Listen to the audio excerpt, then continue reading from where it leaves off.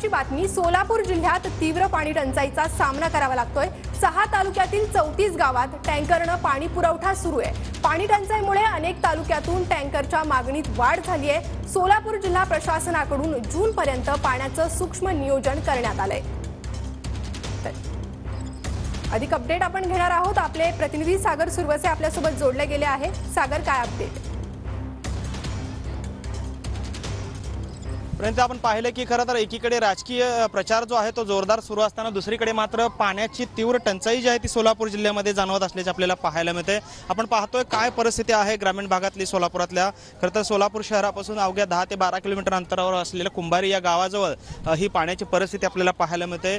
खरं तर यंदाच्या वर्षी पावसाने जो आहे तो खूप कमी पाऊस काळ झाल्यामुळे मोठ्या प्रमाणात पाण्याचा तुटवडा जो आहे तो या ठिकाणी निर्माण झालेला आपल्याला पाहायला मिळतोय आणि जवळपास 6 तालुक्यातल्या 34 गावांमध्ये जे आहे ते टँकरने पाणी पुरवठा करण्याची वेळ जी ती सध्या आलेली आपल्याला पाहायला मिळतोय।